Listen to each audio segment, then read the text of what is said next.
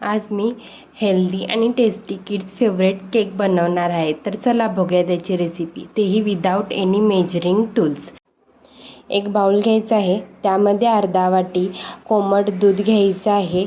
त्या दुधामध्ये 2 चमचा आपण इथे तूप घालणार आहोत.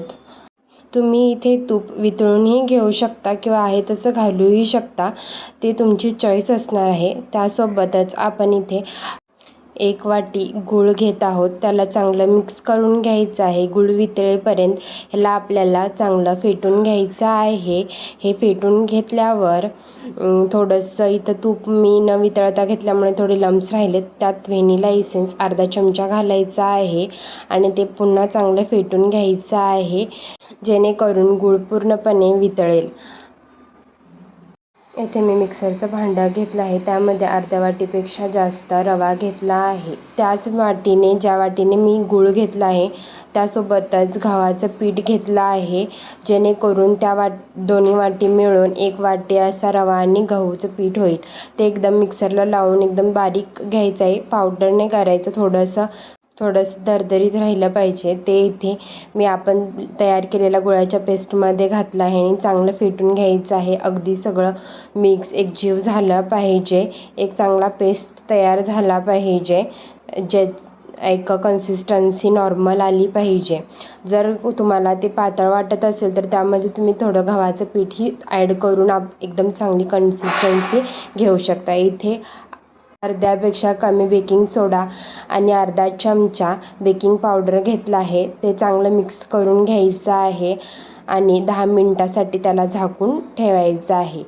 तोपर्यंत आपण बेकिंगसाठी तयारी करून घेऊया. इथे मी तवा घेतला आहे, त्यामध्ये हे मीठ घालून चांगलं पसरून घ्यायचं आहे आणि प्रीहीट करून घ्यायचं आहे. इथे वाटीमध्ये, माझ्याकडे ही वाटी आहे जी मी रेग्युलरली यूज करते बेकिंग करताना, त्याला तूप लावून घ्यायचं आहे आणि चांगलं, ज्याच्यामुळं केक आपला चिकटणार नाही. आणि आपण 10 मिनिटासाठी ठेवलेलं आपलं केक बॅटर यामध्ये ओतून घ्यायचं आहे. चांगलं त्याला 1, 2, 3 झटके द्यायचे, जेणेकरून ते व्यवस्थित सगळीकडे स्प्रेड होतील आणि त्यामध्ये काही गॅप राहणार नाही.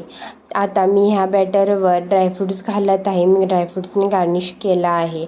प्रीहीट केलेल्या तव्यावर असं स्टँड ठेवून त्याच्यावर बाऊल मी ठेवला आहे. त्याला आता एका बुट्टीने झाकला आहे, जेणेकरून आतली हीट ही आतच राहावी. केक सेट होण्यासाठी मी 25 मिनिटं ठेवली होती. त्यानंतर टूथपिकच्या हेल्पने मी केक तयार झाला आहे की नाही चेक केलं. यासोबतच मी ॲपे पॅनमध्येही केक बनवत आहे. मी सगळीकडे तूप लावून घेतलं आणि आपलं तेच केकचं बॅटर मी यामध्ये भरून ठेवलं. सेम तसंच मी टॅप केलं आहे, जेणेकरून यामध्येही लम्स राहू नयेत, गॅप राहू नये. आणि मी सेम तसंच पॅन ठेवला आहे, त्याला प्रॉपर झाकायचं आहे आणि हेही मी 25 मिनिटासाठी ठेवलं आणि टूथपिकने चेक केलं की तयार झालं आहे की नाही. टूथपिकला कोणतेही बॅटर लागलं नाही, म्हणजे केक पूर्ण तयार झाला आहे.